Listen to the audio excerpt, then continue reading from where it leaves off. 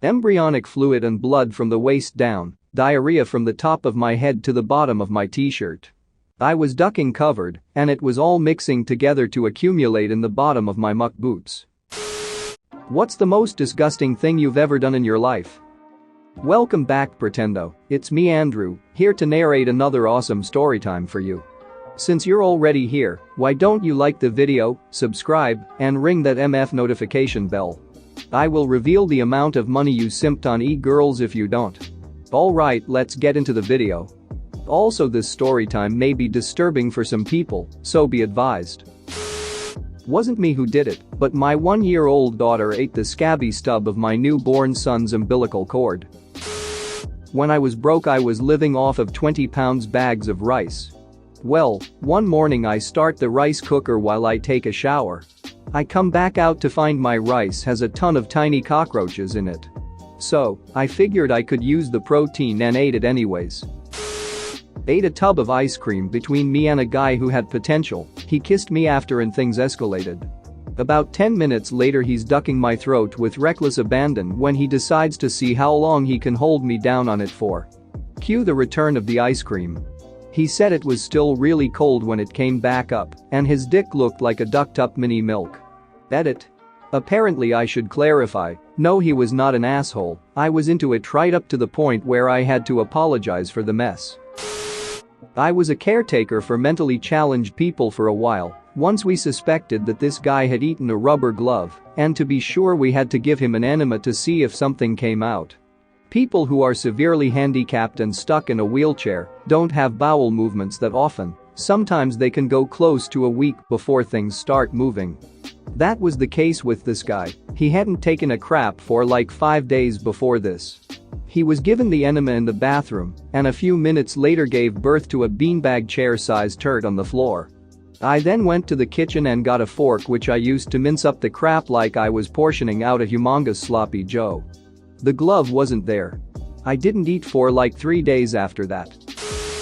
I was sneezing like crazy and didn't know why. I tried Piriton and it did nothing. I didn't feel unwell either, so just rolled with it. A couple of days later I was round a friend's house and really sneezed hard, and a little curly noodle came out of my nose. I pulled on it slowly and it slid out all wiggly, which set off my gag reflex. I just managed not to puke on my friend's floor, but I wanted to. It measured about 5 inches stretched out. It was from Chinese food I ate 4 days prior. Had food poisoning and was throwing up and diarrhea at the same time.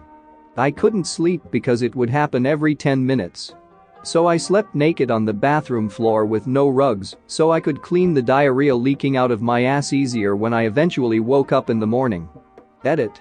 I was so sick I didn't even think to get in the shower. Don't have a tub. I also don't know if I would have fit laying across it. I had to manually remove a giant turd that wouldn't come all the way out and was stuck about a quarter of the way. After struggling for half an hour, I finally just reached up there and started coaxing it out with my fingers.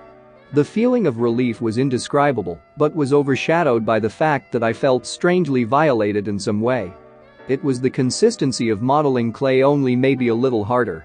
It ended up looking like petrified wood. I had to break it up so it would flush. I actually thought about taking it out of the toilet and throwing it in the trash at one point. Don't do opiates, kids. I got the norovirus. Came down with it during a trip to IKEA. Made it home, but ended up with an immediate need to throw up and have violent diarrhea at the same time. I ended up on the toilet with a plastic bag in my lap for me to barf in.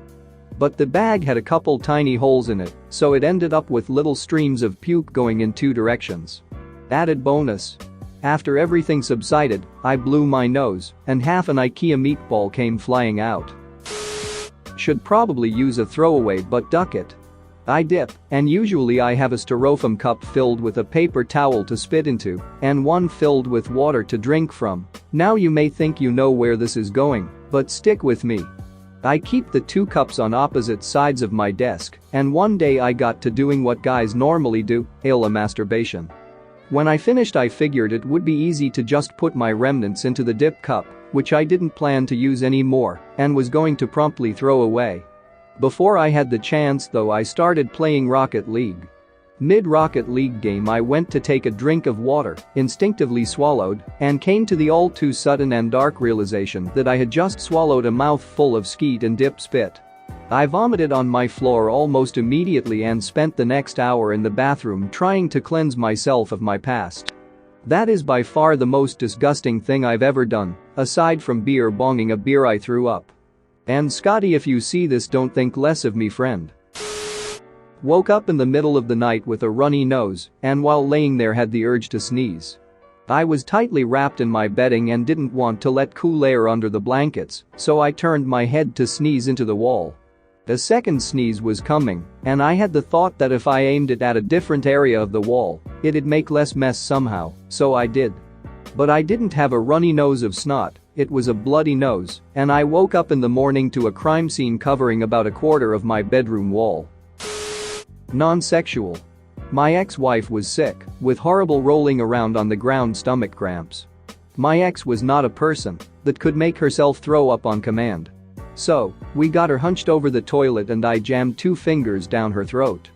Instant gushing of a full stomach onto my hand into the toilet. Worth it, as she felt so much better. Sexual. Not really my fault but pretty disturbing to me at the time. Had just finished anal sex with my girlfriend. She had run off to the bathroom to evacuate as I had finished in her. While she is in the bathroom, I am laying on the bed, enjoying the afterglow, eyes closed. Suddenly I feel an intense discomfort on my member. She had a new kitten that was light enough to jump on the bed without me noticing. For whatever reason, the kitten decided I needed a cleaning in that area. You know how cats' tongues are like sandpaper? And guys are really sensitive right after? So suddenly I am in the shower and my girlfriend is running around trying to catch her kitten so she can clean his mouth out. When I was in the army, my unit left for a few weeks for some training. When we returned, we saw a wasp nest up by our company area, so naturally we knocked it down and threw it into the grass behind the building. Next day after PT we find the nest in the grass, has a bunch of dew from the night before on it, and no wasps. Because we're a bunch of stupid grunts, it immediately became a bidding war to get another one of our guys, Hughes, to eat it, which eventually he agrees for the price of $40. Pops it into his mouth, chews for maybe a minute, and pops a few larvae still inside, and immediately throws it back up, right into my hand. Without missing a beat I hear my squad leader shout out, "Now you eat it, assert your dominance over him." And that's how I earned $40, a half-drunk Dr. Pepper, and dominance over my entire company, who watched me eat that half-chewed and vomited wasp nest. It's also how I can guarantee my fiancé won't kiss me for a few hours, because she hates that story. Grunts are stupid, it's in our nature to do stupid things. I was at work one day, going through a herd of cows during the calving season. The boss man sighted one that was about 8 months pregnant, or had been up until this point. The cow had begun to spontaneously abort the calf. The embryo, still in the bag, was 70% out of the vagina and hanging loosely. Obviously this was a situation that had to be corrected, and we were a good mile away from the barn and the head gate within, and on rough terrain to start with. Being the low man on the totem pole, I was, naturally, tasked with following behind the cow to drive her towards the barn. Boss man stayed up on the ridge, watching from afar with his binoculars and cell phone in hand. So I followed the cow through the briar patches and hollers, and we were getting along pretty good.